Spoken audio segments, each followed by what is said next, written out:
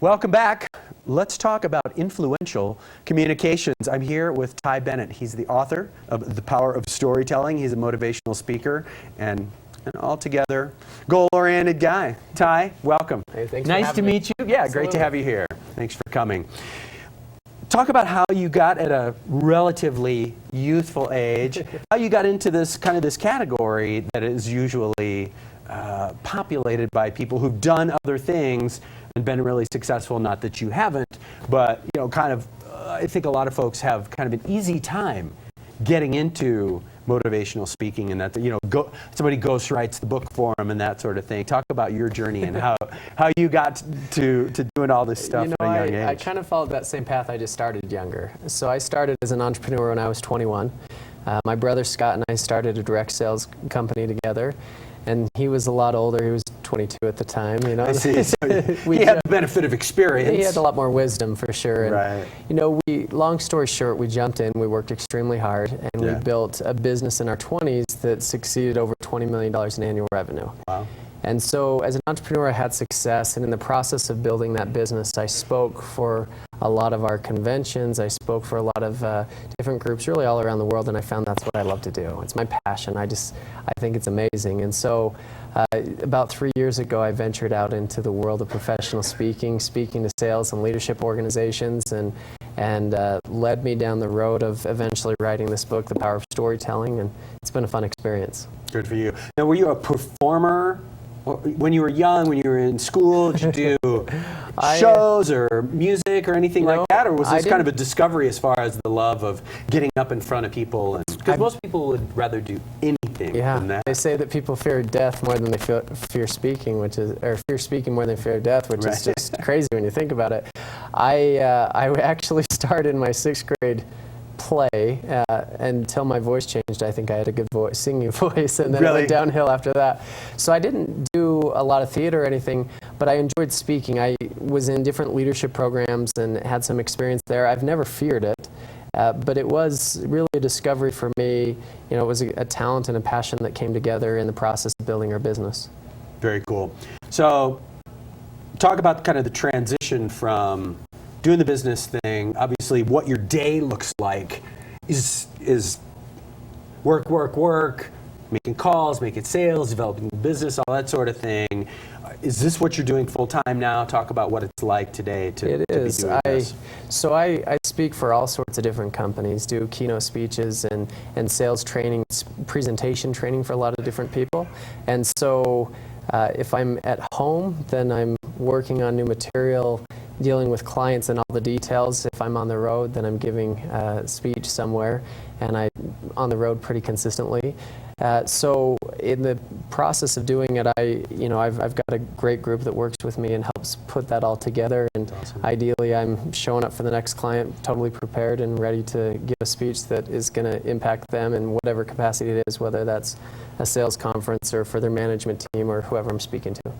And do you ever get the, hey, wait a sec, when you show up, you're so young? Well, I know it's in the back of everybody's mind, and people ask me all the time, I know we shouldn't ask, but how old are you? I don't have a problem. I'm 31, and I know for me that's an advantage. The average motivational speaker, the typical, is a 50-year-old white male, and I think that makes me stand out. The fact that I've had success at a young age, I think, is a great thing. Because I can share real-world experience and recent real-world experience where we've been involved. I know what really works with people. I talk about how to build influence with people, and I talk about how to share stories in an influential way that moves people, whether that's in a sales capacity, in a leadership capacity, as a speaker, giving any type of presentation as a teacher. And so my material is kind of developed out of my own experience and the feedback that I've got from other people on saying, how do you do that? How did that work? I mean, I really like that. The storytelling idea came from me speaking to a lot of audiences, and the feedback I always got was, you're a great storyteller. And then I had people ask me if I would coach them on speaking. And so I had to figure out, well, how did I put this together? What do I do? They liked just my way of presenting and said, how can you teach me how to do that? And so I started to dissect storytelling and the way that I put presentations together and figure out how I could teach that so that people could take those tangible ideas and apply them themselves.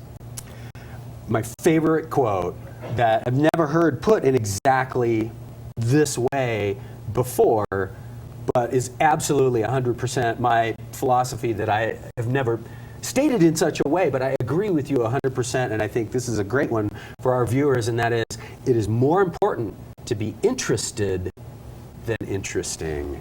And of course, sitting in this chair, that's my job, is to be interested in you and every guest, and it's not about me, it's about the guest. So in a way, it's, you know, it's easy in this paradigm, but it's a lesson and a rule you can apply everywhere. So that's one of the points that I teach. Actually, that's a chapter in my first book, The Power of Influence. It's funny you say that. It's that is such a key thing, because ultimately when you think about it, leadership really, it's not about you, it's about the people that you lead. Right. Sales is not about you, it's about your customers. Right. Influence is not about you, it's about the people that you're influencing. If you're telling a story, if you're giving a presentation, it's about your audience.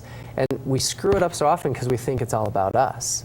And our ego comes into it, and we do it for the wrong reasons. Our motives and our motivation in terms of why we're doing it comes across to people, and we come across as ingenuine. You know, we're just not the kind of people they want to connect with. So I completely agree with that philosophy. That's fantastic. So let's talk about the new book. The title is The Power of Storytelling, subtitled The Art of Influential Communication. Talk about this concept of storytelling, because it sounds like that's really kind of coalesced very clearly in your mind. Why an entire book? See if we could get a shot of the cover there real quick. Why an entire book on this particular title? So the truth is, people love stories in every medium. I mean, think about it. You just gave a great what did you do? You told some stories. That's what you did, though. And that's what people want to hear. That's what people respond to. Think about your best friends that you want to hang out with at the party. They're the best storytellers. They're funny. They're engaging. They're something captivated. It's attractive. Now you take that into a business realm. And salespeople are great storytellers. The great salespeople are. Yes. Great leaders are great storytellers. They cast a vision for their people that causes them to buy into it. Great teachers tell stories that cause students to actually remember the content of what they're sharing. And great speakers tell stories in a way that emotionally engages their audience, so that that actually moves people.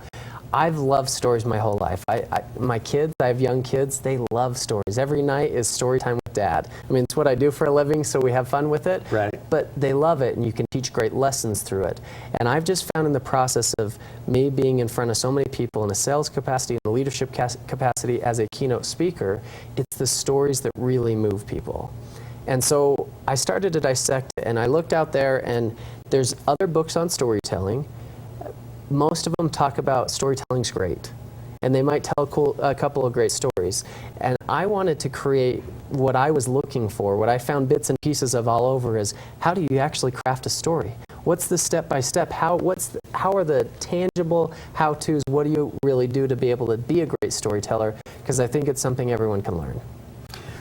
It's interesting that you say that, because to me, a lot of sort of creative skills, whether it be like the three-eared dogs who have great mastery of their instruments, or someone who understands mathematics very well, somewhere in there, there's a talent thing that, you know, as they always say, you can't coach talent. And yet, what you're saying is, you can teach this talent for storytelling. What's the essence to you in terms of taking somebody who doesn't get it or doesn't have a natural inclination toward it and matriculating them toward the goal line, as they say? I think that some people have a little bit more natural, ability to present their ideas, to think clearly, to articulate what they're going to say. Absolutely, some people are born with that a little bit more than others.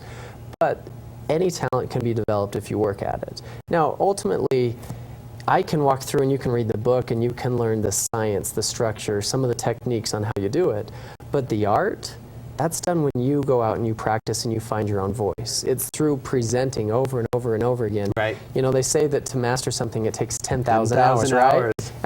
And ultimately, for me, that's been my last 10 years. To master what I do, to master this idea, that's my 10,000 hours that I put in over the course of time to be able to do that. And as you start to practice it, everybody can get better in certain areas. And knowing some of those simple techniques can make a huge difference. Just how to bring an audience into your story, how to make them relive it as opposed to just you retelling it. Those little ideas make a huge difference. Very cool. So where can folks find the book? Where can they find out more about Ty Bennett? The book, both you can find on my website. Leadershipinc.com is the name of my company, leadershipinc.com, and you can find it on Amazon or other places as well. Fantastic. Well, I like the size. I always think the tactile experience of interacting with a book. I think the size is really good, and it feels like something that you just want to... That one's yours, my friend. Right. You enjoy. Oh, thanks, man. I'll have to get an autograph after we get sounds out of good. here. Ty, nice to see you. Great to meet you. Thank you very much. Let's stay in touch and come back again. Sounds good. All the best. All right, quick break. Oh, I'm sorry. The Power of Storytelling, leadershipinc.com. Go check it out. He's a fascinating, engaging guy. Quick break, more show right after this. Please stay tuned to Park City Television.